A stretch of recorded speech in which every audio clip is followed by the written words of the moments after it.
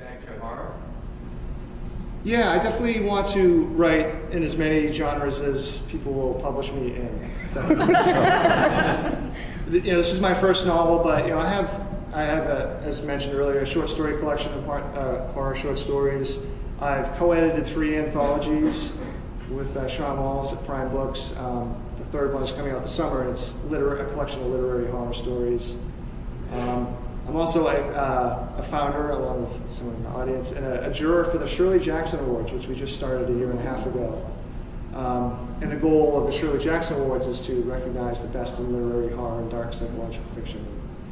That's been going very well. We've been really honored by how the people have reacted to our award. We didn't realize, we love Shirley Jackson clearly, but we didn't realize that we really seemed to touch a nerve with how many people really remember Shirley Jackson's works fondly. So the short answer is yes. I want to. Shirley Jackson was the best, so it's nice to hear that. Oh, yeah, absolutely.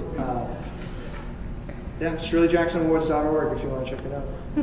We give out the awards at the ReaderCon convention in Burlington, Mass. in July. Paul, can you talk about the extent to which the narrator himself is kind of part of the mystery? Is that something we should also puzzle together as puzzle apart as readers? Sure, absolutely. I think if you finish reading this book and you're like, why is he a detective? He's got such an awful disease. And I don't think you necessarily got the point of the book.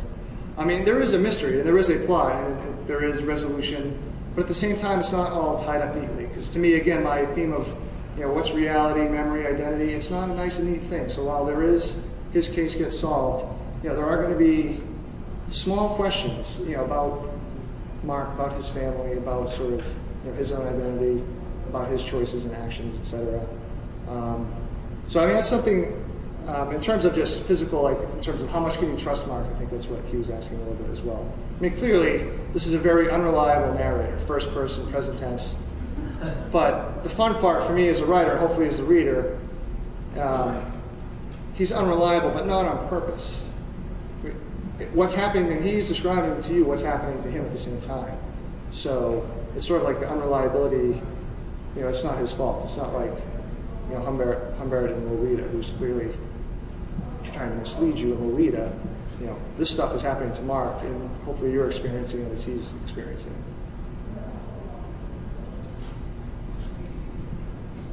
it. In your reading of the pieces that you selected, it seems that the voice of the narrator is very much what you would expect from sort of a classic, film noir, or like you were saying, the pulp sort of mystery detective. I'm assuming that was a conscious thing, or did that first come out in your first chapter and that's why you put it away, or did you have to go back and when you decided it was going to be a mystery, you sort of changed that?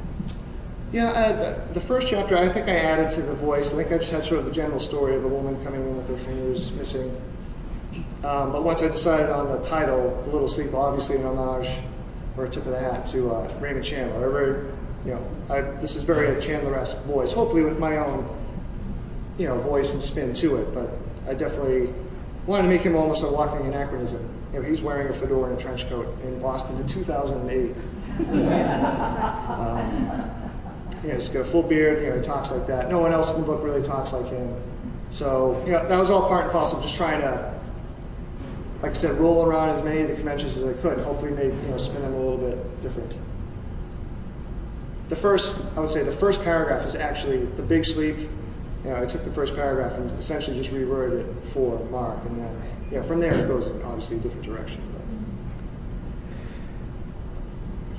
Now, do you have a day job that you teach math? I teach math at St. Sebastian's School in Needham. It's an all-boys Catholic school. That's the real horror.